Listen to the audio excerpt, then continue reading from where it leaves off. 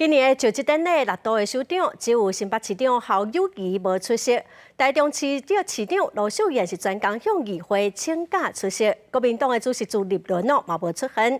国民党是呼吁赖总统得爱护国家利益大过政党的利益。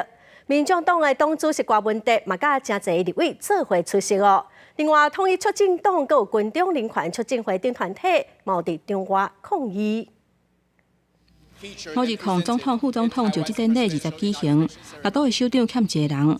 国民党籍的台北市长蒋万安、桃园市长张善政、台中市长罗秀燕，甲民进党籍的台南市长黄伟哲、高雄市长陈其迈拢有出席，独独欠新北市长侯友宜，伊行程满啊，所以无来。那我专程向议会请假，亲自北上来参加总统的就职典礼，要献上我的祝福，那祝福我们国家国运昌隆，人民幸福。 不过，加州国内上大在野党的主席国民党主席朱立伦，落尾是无出现。国民党呼吁赖总统爱护国家的利益大过政党的利益。另外，立法院国民党团定调外出席，不过南亚立委谢依芳再去一个人去现场向赖总统发声，都要赶紧启动调野的对话。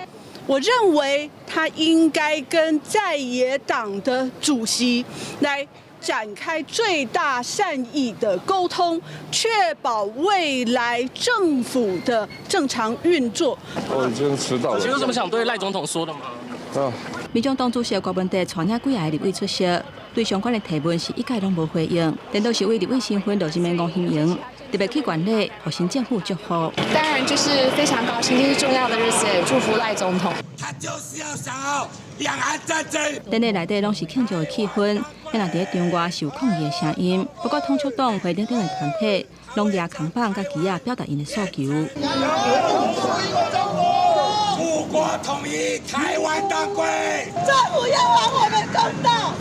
国家机器杀死我的孩子！警方伫现场依次特殊，避免冲突加悬。另外，嘛有不少民众去现场，甲新政府加油甲鼓励，稳定带领台湾向前行。记者综合报道。